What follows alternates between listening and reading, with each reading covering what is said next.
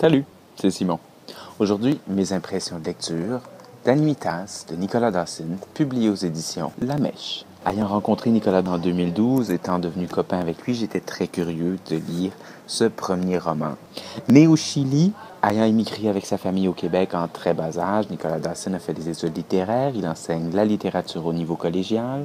Il tient depuis 2008 le blog L'écran fenêtre qui lui a obtenu certaines reconnaissances et distinctions, un blog d'essais, de récits liés au voyage, de photographie. Il a publié un recueil de poésie intitulé La déposition des chemins en 2010 et il a aussi publié divers récits dans des revues ou dans des collectifs, notamment quelques-uns qui ont été repris ici et retravaillés pour être intégrés à ce premier roman. Le roman raconte l'histoire de l'enfant.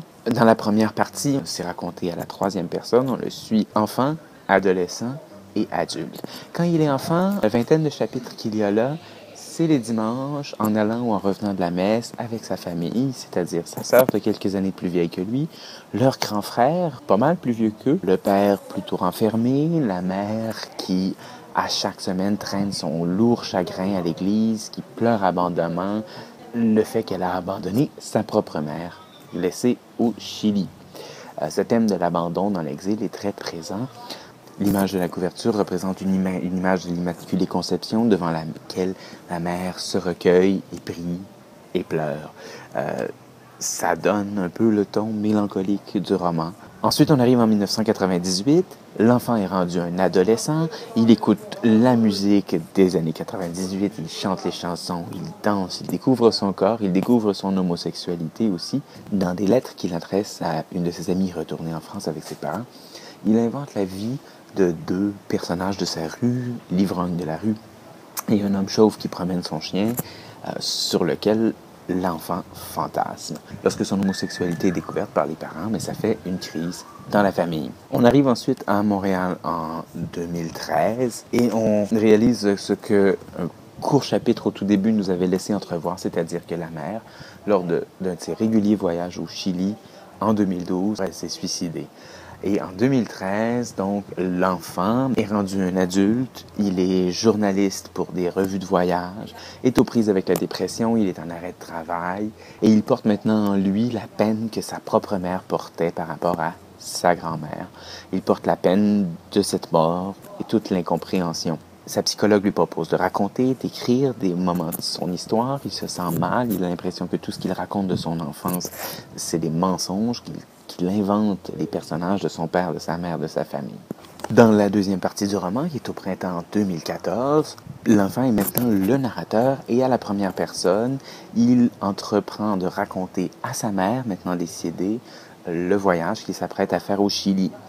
Le voyage se passe en 3 segments. D'abord Santiago, la ville qu'il découvre. Ensuite Valparaiso, là où il a vécu les toutes premières années de sa vie, là d'où ses parents viennent, là où sa mère s'est suicidée, là où il renoue avec ses cousins et cousines, ses tantes et ses oncles. Et la dernière partie de son voyage le mène vers le désert d'Atacama, avec des passages très très poétiques sur le pays, sur le désert et sur l'espace. Et ça se termine sur une toute petite partie qui est le retour à Montréal. Les thèmes principaux, c'est le thème de l'exil, de l'éloignement, de l'identité qui va avec. Il y a tout un jeu sur les langues. Les parents parlent en espagnol aux enfants, mais dès que les enfants vont à l'école, ils se mettent à maîtriser mieux le français que l'espagnol.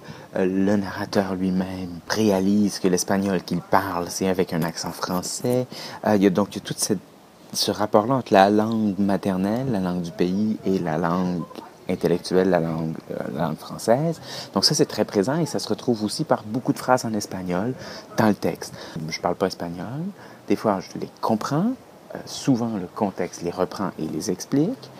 Mais le fait de ne pas les comprendre, c'est intéressant parce que justement, ça reprend dans la forme du récit ce qui, d'autre part, en est le thème. Donc, cette espèce d'étrangeté, cette distance et ainsi de suite.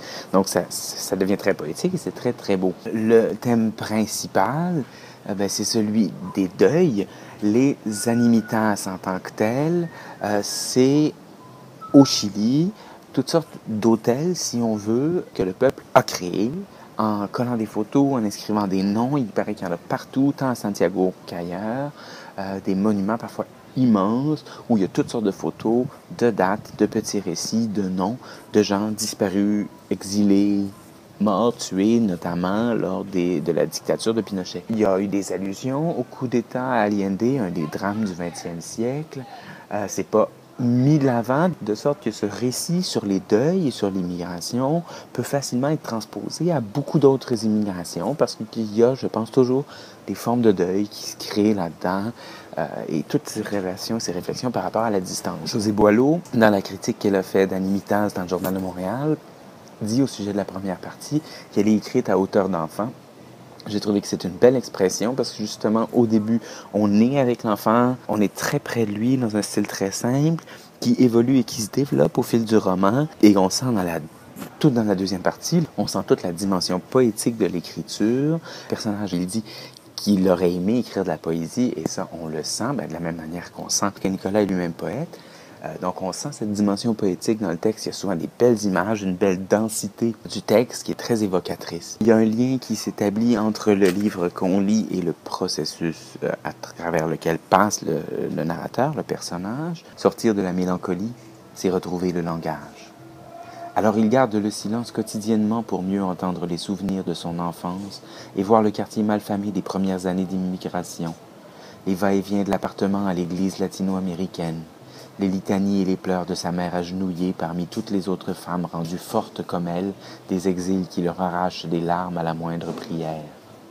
Il essaie de revoir son adolescence aussi, sa mère muette dans une maison de banlieue.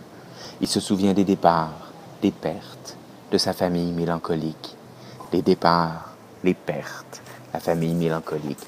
Voilà sans doute les thèmes principaux de ce beau roman, tout en retenue, en sensibilité, qui donne un regard très touchant sur l'immigration, sur la distance, et sans doute aussi sur toutes sortes d'autres deuils. Alors voilà, c'était mes impressions de lecture d'Annie Mittas de Nicolas Dawson. Aimez, commentez, partagez et abonnez-vous. Bonne lecture.